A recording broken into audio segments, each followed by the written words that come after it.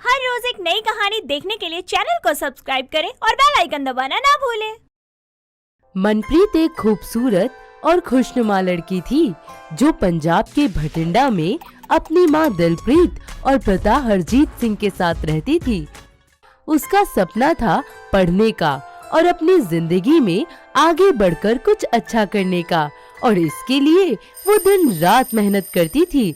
लेकिन उसके माता पिता बस जल्द से जल्द उसकी शादी करवाना चाहते थे और उसकी शादी के लिए रिश्ते तलाश कर रहे थे।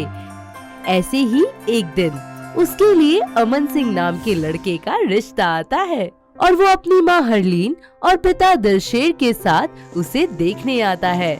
जी आयानू जी आयानू, आजो आजो, तुहाडा अपना ही घर है। अजी जरूर। और भाई साहब सब चंगा? हाँ जी सब बढ़िया। बहन जी उन कुड़ी नु भी बुला लो। हाँ जी बहन जी, बस उन्हें बुलानी है। तभी वहाँ मनप्रीत चाय नाश्ता लेकर आती है।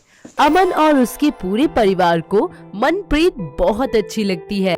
सब रिश्ते के लिए हाँ कर देते हैं और मनप्रीत को एक बार भी अमन से बात करने का, अपने मन की बात बताने का मौका नहीं मिलता। कुछ ही दिनों बाद घर में शादी की तैयारियां शुरू हो जाती हैं, लेकिन मनप्रीत जरा भी खुश नहीं होती और एक रात वो अपना सारा सामान पैक करके किसी को भी बिना बताए घर छोड़कर चली जाती है। और अगले दिन सुबह उसके घर में सब बहुत परेशान हो जाते हैं। हाय हाय रब्बा, ये लड़के कहाँ चले गए? उनमें मुंडे वाले आनू की कहांगी, की मुंह दिखावांगी। ओ ताड़ी कुड़ी ने ते नक कटाती। मैं कहा सी कि साम के रखो कुड़ी नु। जे तुसे कुछ दसो मैं की करा, मिन्नू तक कुछ समझ ही नहीं आ रही। ओए करना की है, हुन माफी मांगनी पऊ। इतना सब होने के बाद हरजीत और दिलप्रीत दोनों ही लड़के वालों को फोन करके माफी मांगते हैं, पर वो लोग मनप्रीत के घर वालों की बहुत बेइज्जती करते हैं। तो वहीं दूसरी तरफ मनप्रीत दिल्ली पहुंच जाती है और जो पैसे उसके पास होते हैं तो वो कुछ दिन तक तो उनसे गुजारा करती है और पढ़ी लिखी होने की वजह से एक छोटे से रेस्टोरेंट में जॉब ढूंढ लेती है और काम करना शुरू कर देती है। ऐसे ही एक दिन जब वो काम करती है तो उसे अपने रेस्टोरेंट की स्पेशलिटी के बारे में पता चलता है। तो वो मैनेजर से पूछती है, मैनेजर साहब, ए स्पेशलिटी डिश केड़ी हुंदी है? अरे हमारे रेस्टोरेंट की सबसे ज्यादा फेमस और सबसे ज्यादा बिकने वाली डिश है। ओ ता ये गल है। हुन ता मैं भी अपना रेस्टोरेंट खोलूंगी ते ओथे ना स्पेशल डिश रखूंगी। चलो अब ठीक है, अब तुम अपना काम करो। मैनेजर की बात सुनकर मनप्रीत भी अपने रेस्टोरेंट के सपने देखने लगती है और कुछ समय बाद अपनी नौकरी से पैसे कमाकर वो एक हाईवे पर छोटा सा स्टॉल लगाना शुरू करती है, जिसमें वो अलग अलग डिशेस को मिक्स करके कुछ स्पेशलिटी रखती है और साथ ही उसके हाथों की बनाई हुई स्पेशल लस्सी, जो उसके गांव वाले भी बहुत पसंद किया करते थे, वो धीरे धीरे अपना काम जमाना शुरू कर देती है और वो एक छोटे स्टॉल से एक बड़ा रेस्टोरेंट खोल लेती है। उसकी स्पेशल लस्सी और डिशेस इतने फेमस हो जाते हैं कि दूर दूर से लोग वहां आते और देखते ही देखते वो सिर्फ एक नहीं बल्कि ऐसे ही अपने 5 रेस्टोरेंट खोल लेती है। समय बीतता जाता है और एक दिन अमन, जिस लड़के से मनप्रीत की शादी होने वाली थी, वो उसके रेस्टोरेंट में आता है और उसी समय मनप्रीत भी अपने रेस्टोरेंट का जायजा लेने वहां आई होती है और दोनों की टक्कर हो जाती है। ओ मिस्टर, अंधे हो की देख के नहीं चल सकते? मैं देखकर नहीं चल रहा था या आप? खैर मैनू जान दो, हले मैं लेट हो रही हूँ। अरे जरा 1 मिनट रुको। हाँ जी कहो। अरे तुम तो वही हो ना जिसकी मुझसे शादी होने वाली थी और शादी छोड़कर तुम भाग गई थी। अरे हाँ, तुसी इत्थे किवें की कर रहे हो? मैं यहाँ क्या कर रहा हूँ ये सब छोड़ो, क्योंकि मैं तो अपनी बेइज्जती का बदला लेने आया हूँ तुमसे। हाय से आपा, बदला? केड़ा बदला? तभी अमन शोर मचाकर सबको बुला लेता है और काफी कुछ कहने लगता है।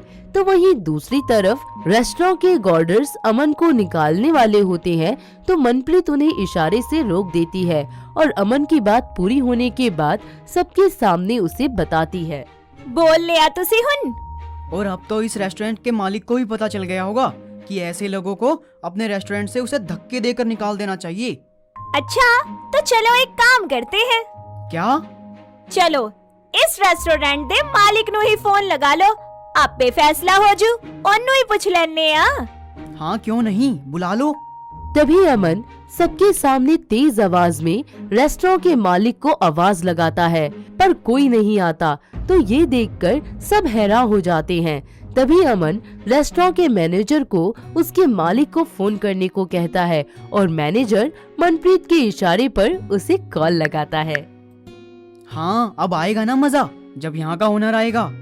हाँ जी मैनेजर साहब, की होया?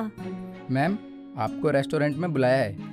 अरे पागल मैनेजर, मैंने तुझे ओनर को कॉल करने को कहा था, तू इसे क्यों कर रहा है? क्योंकि सर यही तो है हमारी ऑनर, मिस मनप्रीत कौर। क्या? जी हाँ जी, जे कोई कुड़ी अपने ब्याह तो पज जाए, इसका मतलब ए ता नहीं ना कि वो किसी मुंडे दे पीछे ही लगी होएगी ताही भज्जी है। उसते कोई अपने सपने भी ता हो सकते ने, जिन्ना वास्ते वो ये सब कर रही है। नाले तुसी जे अज तो बाद इत्थे मैनू दोबारा दिखे ना, ता मैं पुलिस कंप्लेन कर देनी है। मनप्रीत की सारी बातें सुनने के बाद अमन को अपनी गलती का एहसास होता है और वो मनप्रीत से सबके सामने माफी मांगता है। साथ ही सभी के सामने उससे दोबारा शादी करने के लिए भी पूछता है और उसे ये बात भी बिल्कुल साफ कर देता है कि उसे मनप्रीत की शादी के बाद काम करने से कोई दिक्कत नहीं है। मनप्रीत को तो पहले से ही अमन के बारे में सब सच पता था कि वो कितना समझदार और अच्छा लड़का है और जो कुछ भी आज उसने किया सिर्फ गुस्से और नाराजगी के कारण किया, इसलिए वो उसे माफ कर देती है। जिसके बाद वो दोनों एक बार फिर भटिंडा जाते हैं ताकि मनप्रीत अपने माता पिता से मिल सके। मम्मी जी, पापा जी, तुसी दोनों ऐथे? मनप्रीत नी खसमा नु खाणीए मर जाणीए, किथे सी तू इन्ने दिनां दी? तेनू पता भी आ असे किन्ना परेशान हो गए सी तेनू लभदे लभदे। मम्मी जी मैनू माफ कर दियो, मैं ये सब कुछ नहीं करना चाहती सी, पर तुसी मेरा जबरदस्ती ब्याह कर दे पे सी, ता मैं अपने सपनियां नू टुटदे होए नहीं देख सकती, इसलिए मैं ये सब कीता। मैनू माफ कर दियो। ओ कोई गल नहीं, हुण तू घर आ गई है, हुण तेरा विआह धूमधाम नाल करांगे, किसे चंगे मुंडे नाल। ओ नाना पापा जी, उसदी ता तुहानू कोई लोड़ ही नहीं पैनी, मुंडा ता मैं अपने नाल लेके आई हां। कौन मुंडा? ओही मुंडा जिस दे नाल तुसी मेरा रिश्ता पक्का कीता सी। ओ अमन सिंह? हाँ जी पापा जी, ओही। साडे विच ना सब कुछ पहला वांगू हो गया है हुण। इस तरह सभी लोग मनप्रीत और अमन की शादी के लिए मान जाते हैं और उनकी शादी के बाद मनप्रीत अपने रेस्टोरेंट के साथ साथ अपने घर की जिम्मेदारियां भी अच्छी तरह संभाल लेती है और साथ ही उसकी लस्सी पूरे इंडिया में फेमस हो जाती है। कपिल के ऑफिस जाने के बाद दिव्या अपने घर की साफ सफाई और कपड़े धोने आदि घरेलू कामों में व्यस्त हो जाती और इस तरह कपिल के आने तक वो घर के सारे काम निपटा लेती। एक दिन कपिल के ऑफिस जाने के बाद दिव्या को कपड़े धोते समय कपिल की शर्ट में एक बड़ा सा बाल दिखता है। हे भगवान, इतना लंबा बाल, इनका तो हो नहीं सकता। पता नहीं किस कलमुही के साथ गुलछर्रे उड़ाते फिर रहे हैं ये। आने दो, आज अच्छे से खबर लूंगी इनकी मैं। शाम को जैसे ही कपिल ऑफिस से घर आता है तो वो दिव्या को दरवाजे पर खड़ा देखता है। ओह हाय स्वीटहार्ट, क्या बात है, आज तो गेट पर ही मेरा इंतजार कर रही हो। Something special? हाँ हाँ, ज्यादा मिट्ठू मियाँ बनने की जरूरत नहीं है और मुझे जल्दी से बताओ कि ये इतना लंबा बाल किस कलमुही का है। अरे मुझे क्या मालूम, तुम्हारा ही होगा बेबी। आप झूठ बोल रहे हो, मैं सब जानती हूँ। पता नहीं कौन है वो मनूस जिसने मेरे घर संसार में आग लगा दी। क्या दिव्या, तुम भी ना जरा सी बात का बतंगड़ बना रही हो। इधर उधर की बातें बनाना ना बंद कर दो और मुझे जल्दी से बता दो कि ये बाल किस चुड़ैल का है। ये बाल तुम्हारी बहन का है। याद नहीं, जब हम वीकेंड पे डिनर के लिए जा रहे थे तो तुम्हारी उस बेवकूफ सी बहन ने अपने पति के शर्ट पर पानी गिरा दिया था और तुम्हारे उस जीजा जी ने मेरी शर्ट पहन ली थी। कपिल की ये बात सुनकर दिव्या चुप हो जाती है, मगर हार नहीं मानती और कहती है, हाँ, मगर ये भी तो हो सकता है ना कि किसी चुड़ैल का बाल पहले ही तुम्हारी शर्ट पर हो। क्या तुम्हें याद नहीं क्या तुम्हारी उस चुड़ैल बहन ने नशे में क्या क्या नाटक करवाए थे? तुमने मेरी बहन को चुड़ैल कहा? मैंने नहीं, देखो अब तुमने खुद अपनी बहन को चुड़ैल कहा। अरे तुम्हारी बहन कौन सा दूध की धुली है, जब भी यहाँ आती है कोई ना कोई महंगा सामान उठा कर ले जाती है। तो क्या हुआ, सब कुछ मेरा कमाया हुआ तो है। आहा, अरे आपकी कोई कमाई वमाई नहीं है। मैं दहेज में जो इतना सारा सामान लेकर आई थी ना, वो है, इतनी तो तुम्हारी सैलरी भी नहीं है। ऐसे ही एक दिन दिव्या बाजार में सब्जी लेने जाती है। तभी वो देखती है कि कपिल किसी और औरत के साथ में बैठकर गाड़ी से कहीं जा रहा होता है। दिव्या अपने मोबाइल में उनका फोटो खींच लेती है और शाम को जैसे ही कपिल घर आता है, आखिर क्या कमी रह गई थी मेरे प्यार में? मुझे ना अच्छे से पता है कि तुम्हारा किसी और के साथ चक्कर चल रहा है। हे भगवान, ये औरत सांस भी नहीं लेने देती। क्या बकवास किए जा रही हो? वाह रे वाह, चोरी ऊपर से सीना चोरी। आज मैंने खुद अपनी आँखों से तुम्हें एक औरत के साथ गाड़ी में जाते देखा था। ये देखो सबूत। इतना कहकर दिव्या अपने मोबाइल में कपिल को वो तस्वीर दिखाती है। अरे बेवकूफ औरत, ये मेरी बॉस है और हमारी एक अर्जेंट मीटिंग थी, इसलिए वो मेरे साथ आ गई। दिव्या खामोश हो जाती है, मगर उसे अभी भी तसल्ली नहीं होती। दूसरे दिन सुबह, देखो दिव्या, आज शाम को कोई नया झगड़ा मत करना प्लीज, क्योंकि आज तुम्हारा बर्थडे है यार। हम शाम को घूमने चलेंगे और फिर डिनर भी बाहर करके आएंगे।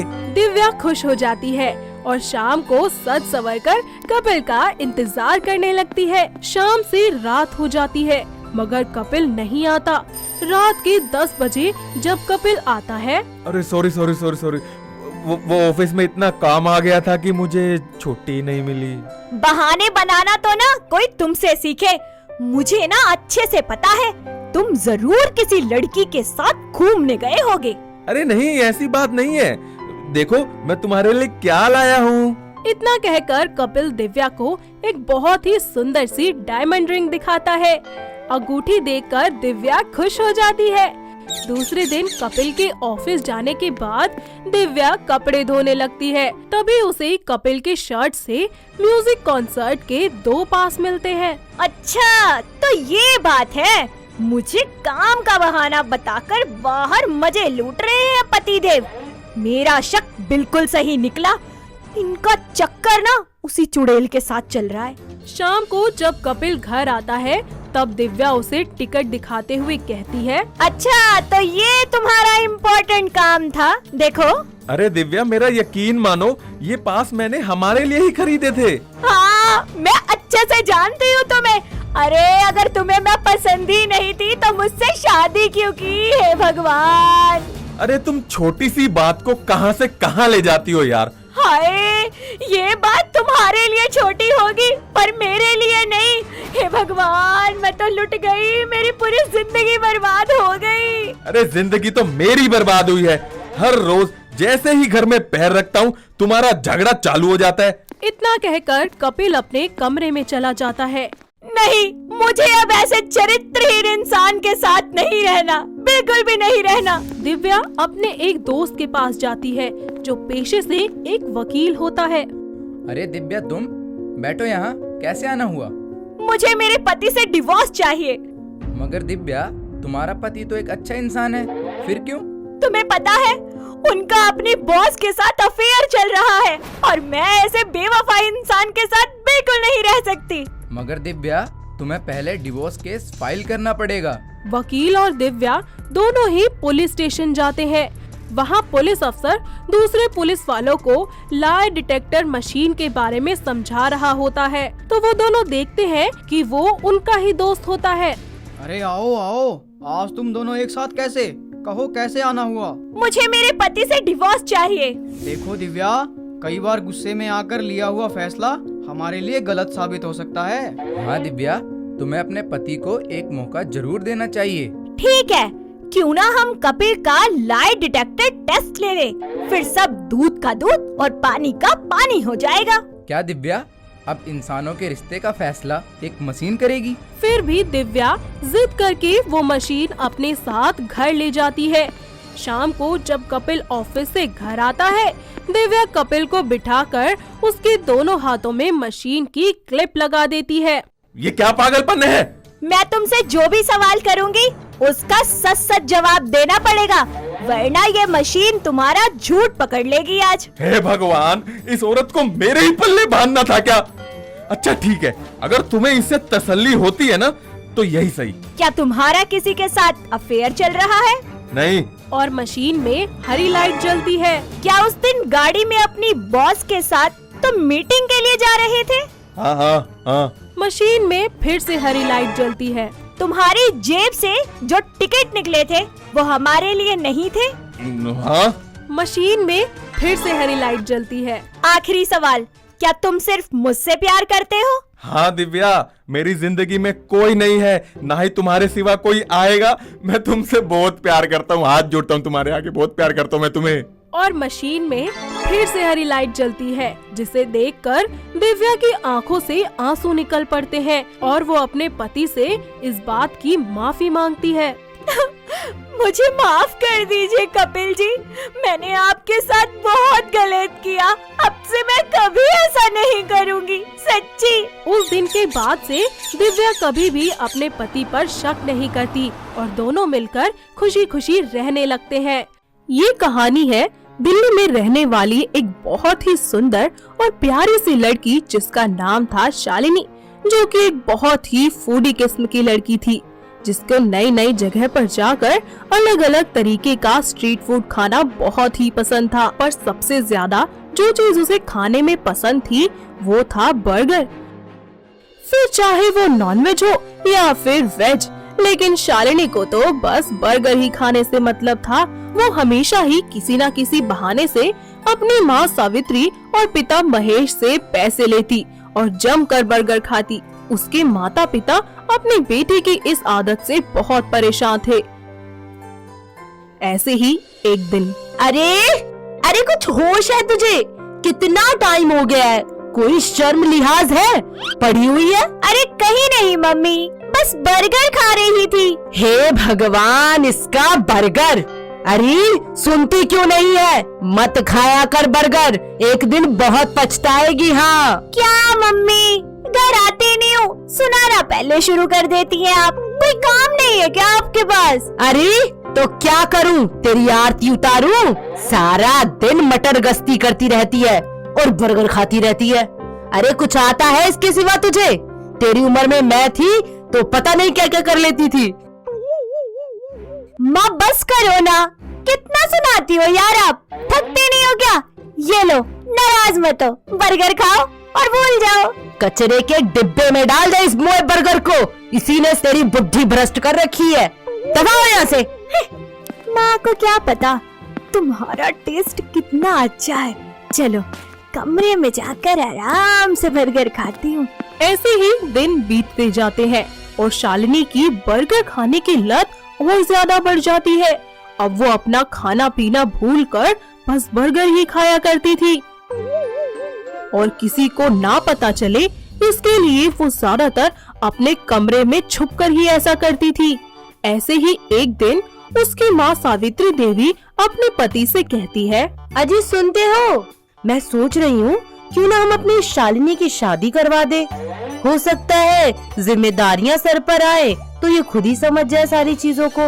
ऐसे ही दिन बीतते जाते हैं और शालिनी के घर एक दिन उसकी बुआ विभा आती है। वो एक शुभम नाम के लड़के का रिश्ता उसके लिए लेकर आती है। शुभम शालिनी के मुकाबले एक बहुत ही सुलझा हुआ और समझदार लड़का था, जो कि दिल्ली की एक कंपनी में सीए का जॉब करता था। सभी घर वाले शुभम को बहुत पसंद कर लेते हैं और वो उनके परिवार से मिलने और रिश्ता पक्का करने के लिए उन्हें अपने घर बुलाते हैं। अरे बहन जी, जरा लड़की को तो बुलाओ। जी जरूर, बस आ ही रही है हमारी बिटिया। तभी शालिनी वहाँ हाथों में चाय नाश्ता लिए आती है और आकर सबके पैर छूकर आशीर्वाद ले लेती है। शुभम शालिनी को पहली ही नजर में पसंद कर लेता है। दोनों के घर वाले आपस में बात करके रिश्ता पक्का कर देते हैं। ऐसे ही दिन बीतते जाते हैं और शालिनी की शादी का दिन आ जाता है। वो अपने कमरे में तैयार होकर बारात का इंतजार कर रही होती है कि तभी उसे भूख लग जाती है और वो खिड़की से कूदकर किसी को भी बिना बताए बर्गर खाने चली जाती है।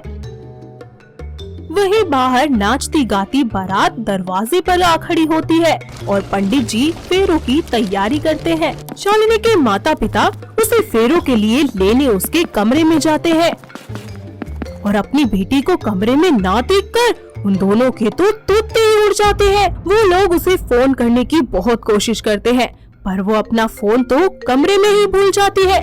तभी शालिनी हाथों में बर्गर पकड़े कमरे की खिड़की से कूदकर अंदर आ जाती है। सावित्री उसे खूब खरी खोटी सुनाती है और उसे खींचकर शादी के मंडप तक ले जाती है और शालिनी की शादी शुभम के साथ बड़े ही धूमधाम से हो जाती है। शादी के कुछ दिन तक तो सब कुछ बहुत अच्छा चलता है पर शालिनी की बर्गर खाने की आदत में कोई सुधार नहीं आता। ऐसे ही एक दिन, अरे बहू, आज क्या बना रही है खाने में? माँ जी, मैंने आज आप सबके लिए बर्गर बनाए हैं। अरे वाह, खुशबू तो बहुत अच्छी आ रही है। अरे काहे की खुशबू?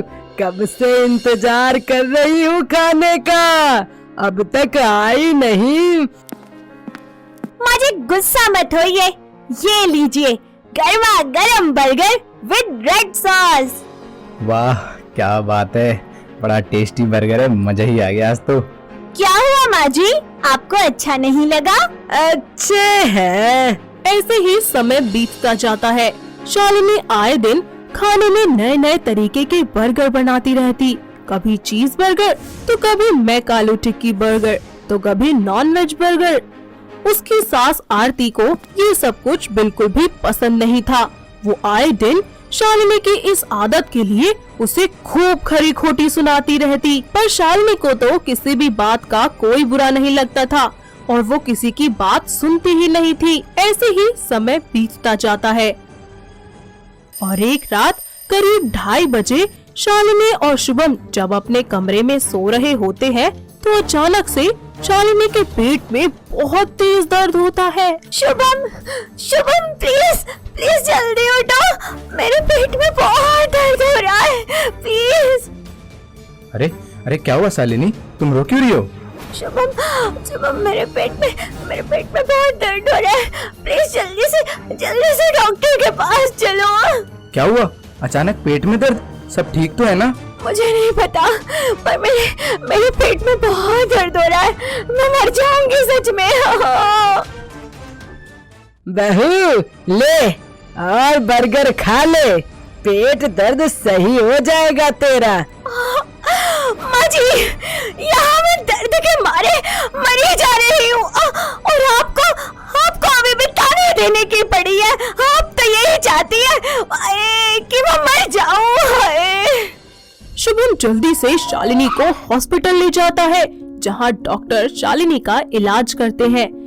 उसके काफी सारे टेस्ट किए जाते हैं जिससे ये पता चलता है कि जरूरत से ज्यादा जंक फूड खाने की वजह से शालिनी के लीवर में सूजन आ गई है और साथ ही उसका कोलेस्ट्रॉल भी बहुत हाई हो गया है। डॉक्टर शालिनी को कुछ दिनों के लिए हॉस्पिटल में ही एडमिट कर लेते हैं जहां शुभम शालिनी की दिन रात सेवा करता है और ये सब कुछ देखकर शालिनी को बहुत बुरा लगता है और उसे अपनी गलती का एहसास हो जाता है। मिस्टर शुभम, अब आप अपनी वाइफ को घर ले जा सकते हैं और अब से उनको बस घर का बना ही खाना दीजिएगा। इनका लिवर बहुत ज्यादा कमजोर हो चुका है। शुभम और शालिनी दोनों ही हॉस्पिटल से घर आ जाते हैं। मुझे माफ कर दीजिए माँ जी, मैंने आपकी बात नहीं मानी। आपने हमेशा मेरा भला चाहा, हमेशा मुझे जंक फूड खाने से रोका, मगर मैंने आपकी एक नहीं सुनी। आई एम सॉरी माँ जी, मुझे माफ कर दीजिए। कोई बात नहीं बहू, अंत भला तो दिख जाती है कला और तू ठहरी मेरे घर की कलावती। जब इंसान को ठोकर लगती है ना तो उसको अकल आ ही जाती है। हाँ। इस तरह शालिनी को समझ आ जाता है कि किसी भी चीज का जरूरत से ज्यादा सेवन करना हमारे लिए कितना ज्यादा हानिकारक हो सकता है।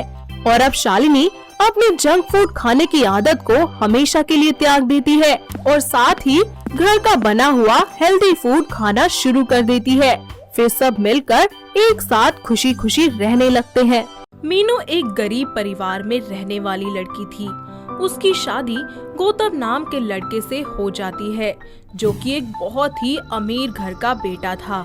ससुराल में उसकी जेठानी महिमा, जो कि बहुत ही महंगे महंगे कपड़े पहना करती थी और दिल खोलकर पैसे खर्च किया करती थी, तो वहीं दूसरी तरफ मीनू अपने पति का पैसा हमेशा ही बचा कर रखती थी और कंजूसी के कारण अपने लिए सस्ते कपड़े ही खरीदा करती थी। ऐसे ही एक दिन दोनों बाजार जाती हैं, जहां वो एक दुकान में साड़ियां देखती हैं। अरे भैया, जरा वो वाली साड़ी दिखाना। हाँ हाँ, वो लाल वाली। ये मैडम जी 1200 की साड़ी है। अरे कैसी बातें कर रहे हो भैया, थोड़ी महंगी साड़ी दिखाओ ना, जो खूब टिके। ये सस्ती सी तो 2 दिन में खराब हो जाती है। अरे भैया, एक काम कीजिए, ये साड़ी आप मुझे दे दीजिए। अरे छोटी, तू क्या ये सस्ती सी साड़ी खरीद रही है? रुक, मैं तुझे कोई बढ़िया सी साड़ी दिखवाती हूँ। ये तो साल भर भी न चलेगी, अभी खराब हो जाएगी। अरे नहीं नहीं दीदी, मुझे ये साड़ी बहुत पसंद है। बहन जी, आपकी दीदी बिल्कुल सही कह रही हैं। महंगी साड़ी लीजिए, खूब चलेगी। अरे बस बस भैया, मैं सब कुछ अच्छे से समझती हूँ। आप लोग तो यही चाहते हैं कि हम सारा पैसा बस कपड़ों में बर्बाद कर दें। देख, पैसे की कोई दिक्कत हो तो तू मुझे बता देना, पर साड़ी एकदम टिकाऊ लेना। अरे दीदी, मैंने कहा ना, ऐसी कोई बात नहीं है। बस ये साड़ी सस्ती है और मेरे पैसे भी बच जाएंगे ना। ठीक है, तेरी मर्जी। भैया, मुझे तो वो 5000 वाली साड़ी दे दो, अच्छी सी टिकाऊ। इस तरह वो दोनों अपने लिए साड़ियाँ खरीद लेती हैं। कुछ ही दिनों बाद मीनू की लाई हुई साड़ी धोने के बाद खराब हो जाती है, जिसकी वजह से उसे बहुत ही ज्यादा बुरा लगता है और वो फिर से अपने लिए एक और सस्ती साड़ी खरीद लाती है, लेकिन वो फिर से खराब हो जाती है। तो वहीं दूसरी तरफ महिमा की साड़ी अब भी बिल्कुल यूं की यूं ही होती है और वो वही साड़ी पहनकर आ जाती है मीनू के पास और उससे कहती है, देख, मैंने तुझे उस दिन ही समझाया था कि महंगी साड़ी ले ले, वो ज्यादा दिन चलेगी, पर तूने तो मेरी बात नहीं मानी और अपना सारा पैसा डुबा लिया इस सस्ती साड़ी में। दीदी मेरी बात समझने की कोशिश कीजिए ना। अगर मैं महंगी साड़ी लूंगी तो उसमें ज्यादा पैसे लगेंगे ना। इससे तो अच्छा है कि मैं सस्ती सी साड़ी खरीद लूं, जिससे मेरे पैसे भी बच जाए और मुझे प्रॉफिट भी हो जाए। अरे मीनू, पैसे ऐसे नहीं बचते। तू सस्ती चीज लेगी, वो 2 दिन नहीं चलेगी, तो फिर से नहीं लेगी, वो फिर से खराब हो जाएगी। इससे अच्छा तो एक बार में तू महंगी चीज खरीद ले, जो ज्यादा दिन तक चले और तेरा रोज रोज खर्चा भी ना हो। अरे दीदी, आपको नहीं पता, सस्ती साड़ी खरीदने से ना पैसे बच जाते हैं। अच्छा, तो एक काम करते हैं, तू 4 महीने तक सस्ती साड़ी खरीदती रह और उसकी एक पूरी लिस्ट तैयार करना। फिर देखते हैं कि कितना खर्चा बैठता है। मुझे कोई दिक्कत नहीं है दीदी, जैसा आपको ठीक लगे वैसा कर लीजिए, लेकिन मेरी बात सच है तो बात पक्की रही। इसके बाद सब दूध का दूध और पानी का पानी हो जाएगा। इस तरह वो दोनों मिलकर अपने लिए एक एक और साड़ी ले आती हैं। मीनू अपने लिए एक सस्ती साड़ी लेती है और महिमा अपने लिए महंगी। दोनों साड़ियाँ खरीदने के बाद एक डाटा बनाना शुरू कर देती है। वो रोजाना उस साड़ी को पहनती, लेकिन एक हफ्ते बाद मीनू की साड़ी जो है वो फट जाती है और उसे बाजार से जाकर दोबारा नई साड़ी लानी पड़ती है। तो वहीं दूसरी तरफ महिमा की महंगी साड़ी अब भी बहुत ही अच्छे से चलती है और कुछ दिन ऐसे ही बीतते जाते हैं। बाद में रिजल्ट का दिन आ जाता है। अरे मीनू, ला दिखा तो मुझे अपनी साड़ियों की लिस्ट, मैं अभी कैलकुलेट करती हूँ। ये लीजिए दीदी। थोड़ी देर तक कैलकुलेशन करने के बाद महिमा को ये पता चलता है कि उसकी साड़ी तो महंगी पड़ गई है और मीनू की 4 सस्ती साड़ियाँ खरीदने के बावजूद भी महिमा की साड़ी महंगी थी। अरे वाह मीनू, तू तो जीत गई। मैंने मान ही लिया कि सस्ती साड़ी में ही बचत है। मैंने तो आपसे पहले ही कहा था और अब देखो मैं भी वही सस्ती साड़ी पहन रही हूँ। हाँ मीनू, चलो बढ़िया बात है, अब से मैं भी सस्ती साड़ी पहनूंगी। मैं क्यों इतने पैसे बर्बाद करूं? अरे नहीं नहीं दीदी, आप ऐसा मत करना। क्यों? क्योंकि आपको तो महंगी साड़ी पहनना पसंद है ना। कोई नहीं, अब मुझे भी सस्ती साड़ी पसंद है। कम से कम पैसे तो बच जाएंगे। लेकिन तू इतना परेशान क्यों है? अरे नहीं दीदी, मैं कहाँ परेशान हूँ, मैं तो बिल्कुल ठीक हूँ। तो वहीं दूसरी तरफ मीनू परेशान और घबराई हुई थी, इसलिए क्योंकि उसने झूठ कहा था। वो 4 महीने में 8 साड़ियाँ खरीद चुकी थी और उसने सिर्फ 6 साड़ियों का ही डाटा बनाया था और अपनी जेठानी को दिखाया था। वक्त बीतता जाता है। अब महिमा अपने लिए महंगी साड़ी छोड़कर सस्ती साड़ियाँ खरीदना शुरू कर देती है और उसका डाटा बनाकर रोजाना रखती है। ऐसे ही 4 महीने बीत जाते हैं और उसे पता चलता है कि साड़ियों का बजट बहुत ज्यादा हो गया है और वो तुरंत मीनू के पास जाकर सारी बात बताती है। अरे मीनू, जरा देख तो, मैंने 4 महीने का साड़ियों का डाटा बनाया है, लेकिन मेरी साड़ियाँ तो तेरी साड़ी से महंगी पड़ रही है यार। दीदी, मुझे लगता है वो जरूरत से ज्यादा ही सस्ती साड़ी थी, इसीलिए ऐसा हो गया। अरे नहीं मीनू, मैं बिल्कुल तेरी लिस्ट के हिसाब से ये साड़ियाँ लेकर आई थी जहाँ से तूने खरीदी थी और सेम टू सेम वही प्राइस दिया था, लेकिन फिर भी मेरी 2 साड़ी एक्स्ट्रा आई है। दीदी, मुझे क्या पता ऐसा क्यों हुआ। आप इतना ज्यादा चिंता क्यों कर रही हैं? आपको तो वैसे भी महंगी साड़ियाँ पसंद है ना। मीनू, तू मुझसे कुछ छुपा रही है ना, जल्दी से सच बता दे। दीदी, मैंने आपसे झूठ बोला था। असल में तो मैंने 8 साड़ियाँ खरीदी थी और मेरा बजट भी बहुत ज्यादा बन गया था। मेरा शर्मिंदगी से आपके सामने सर ना झुक जाए, इसीलिए मैंने ये सब किया। मीनू, ये कैसी बातें कर रही है तू? अरे तू तो मेरी छोटी बहन जैसी है। देख, मैं तुझे एक बात बताती हूँ, पहले मैं भी तेरी तरह सस्ती साड़ी पहनती थी, लेकिन जब मुझे इनका अंजाम पता चला तो मैंने अपनी सूझबूझ से महंगे कपड़े लेने शुरू कर दिए। दीदी, मुझे माफ कर दीजिए, मुझसे गलती हो गई, पर अब मैं समझ गई हूँ कि बार बार किए जाने वाले खर्चे से तो एक बार का किया हुआ खर्चा ज्यादा सफल है और मैं अब से सस्ती साड़ी नहीं पहनूंगी।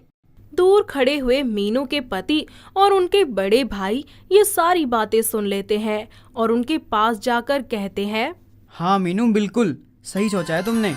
आखिरकार हम कमाते तुम्हारे लिए तो हैं, तुम जितना चाहो उतना खर्च करो। हाँ हाँ देवर जी, अब तो ये समझ ही गई है, अब तो आपको शिकायत का मौका नहीं देगी। हाँ दीदी, बिल्कुल।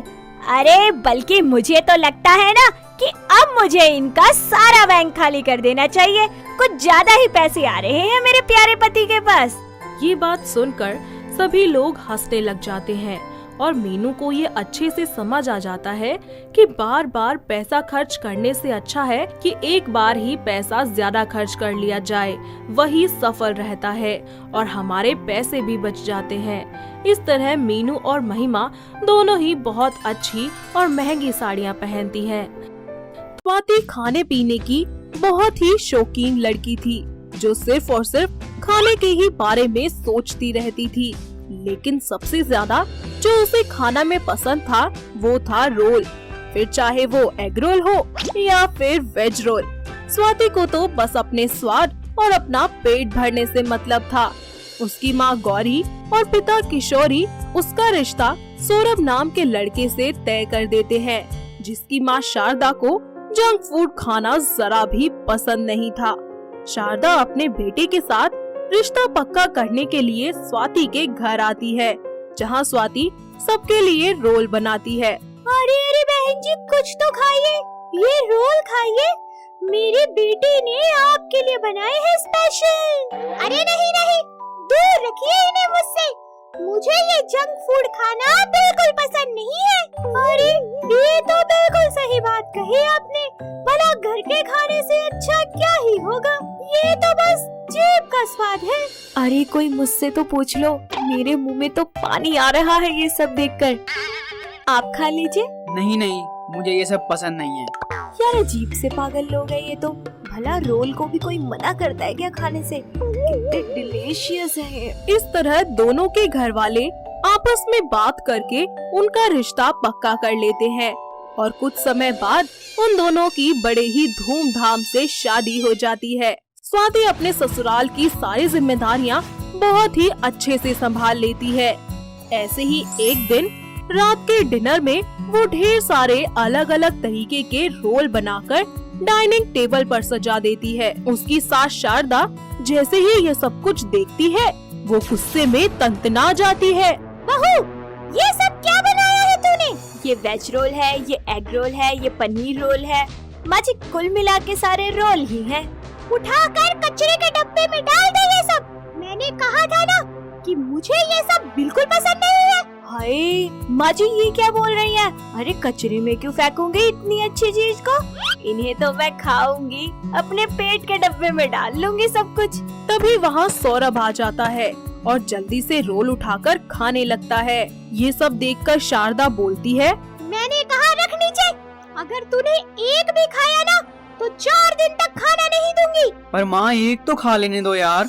स्वाति ने इतने प्यार से हम सबके लिए बनाया है, एक बार स्वाद तो चखने दो। अरे कभी भी नहीं। इतना ज्यादा मैदा और ऊपर से इतना सारा तेल। अरे मैं तेरी सेहत के साथ कोई खिलवाड़ नहीं होने दूंगी। अरे अरे माँ जी बस कीजिए, इतना गुस्सा मत कीजिए वरना आपका बीपी बढ़ जाएगा। अरे मेरे बीपी की चिंता तो छोड़ ही दे। ये सब कूड़ा कचरा खाकर ना तेरा जरूर मट्टा बैठ जाएगा। अब जा जाकर कुछ अच्छा बना कर ला, या भूखा ही रखेगी। स्वाति गुस्से से रसोई में जाकर दाल चावल बनाकर लाती है और शारदा को दे देती है। ऐसे ही वक्त बीतता जाता है पर स्वाति की रोल खाने की आदत में कोई सुधार नहीं आता। इसलिए वो अब अपनी सास से छुप छुपाकर रोल खाना शुरू कर देती है। वो आए दिन सौरभ से नए नए तरीके के रोल मंगवाया करती। फिर दोनों पति पत्नी मिलकर बड़े ही मजे के साथ अपने कमरे में चुपके चुपके रोल खाते। ऐसे ही एक दिन दोनों पति पत्नी रोल खा रहे होते हैं, तभी वहाँ शारदा आ जाती है और दोनों को रंगे हाथों रोल खाते हुए पकड़ लेती है। अच्छा तो ये चल रहा है यहाँ, छुप छुप कर रोल खाए जा रहे हैं। शाबाश बेटा शाबाश। माँ वो मैं अरे साफ साफ बोलना, क्या बकरी की तरह मैं कर रहा है? अरे नहीं नहीं माँ जी ऐसा मत कहिए। वो क्या है ना कि मेरा बहुत ज्यादा मन कर रहा था रोल खाने का, इसीलिए मैंने मंगवा लिए। प्लीज प्लीज प्लीज आप गुस्सा मत कीजिए। अरे बकवास बंद करो अपने तुम। अरे शर्म नहीं आती? अपनी माँ की आंखों में धूल झोंकते हुए ये सब खाना तुम्हारी सेहत के लिए हानिकारक होता है। तुम्हें ये बात नहीं पता? माँ प्लीज आप शांत हो जाइए। आज के बाद मैं ये सब नहीं लेकर आऊँगा, बस आप हमें माफ कर दीजिए। देखो बेटा, बात मेरी नाराजगी की नहीं है, बात तुम दोनों की सेहत की है। अरे मैं नहीं चाहती कि तुम दोनों को कुछ हो जाए, बाकी तुम्हारी मर्जी। इस तरह शारदा अपने बहू और बेटे को रोकना टोकना बंद कर देती है। स्वाति कुछ दिन तक तो अपनी सास की बात मानकर खुद पर काबू पा लेती है, पर अपने स्वाद के आगे वो फिर से मजबूर हो जाती है और रोल खाना शुरू कर देती है। धीरे धीरे उसका वजन बढ़ना शुरू हो जाता है और साथ ही उसे बहुत ज्यादा थकावट भी महसूस होना शुरू हो जाती है, पर तब भी वो अपने रोल खाने का चस्का नहीं छोड़ती। वक्त बीतता जाता है और एक दिन स्वाति की तबीयत बहुत ज्यादा खराब हो जाती है। उसके पेट में जोरों से दर्द होने लगता है। सौरभ और शारदा उसे जल्दी से हॉस्पिटल ले जाते हैं, जहां डॉक्टर उसका इलाज करते हैं। जी देखिए, आपकी बहू ने जरूरत से ज्यादा जंक फूड खाया है, जिसके चलते इनका हेमोग्लोबिन बहुत ज्यादा कम हो गया है। साथ ही इनकी बॉडी में शुगर लेवल बहुत बढ़ गया है। इनको जंक फूड हमेशा के लिए बंद करना होगा। क्या कहा डॉक्टर आपने? अब मैं कभी रोल नहीं खा पाऊंगी। अरे नालायक, तेरी बुद्धि भ्रष्ट है क्या? कुछ तो दिमाग लगा।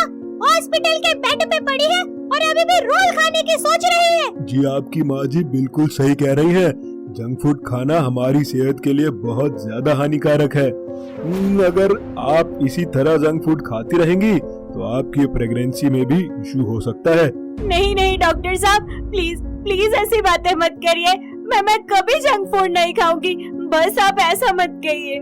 इस तरह शारदा अपनी बहू का दिन रात खूब ख्याल रखती है। उसे टाइम पर दवाइयाँ देना, घर का बना हेल्दी और पौष्टिक खाना खिलाना। अपनी सास को इस तरह सेवा करता देख स्वाति को अपनी गलती का एहसास हो जाता है और वो हमेशा के लिए जंक फूड खाना बंद कर देती है। थैंक यू सो मच माँ जी।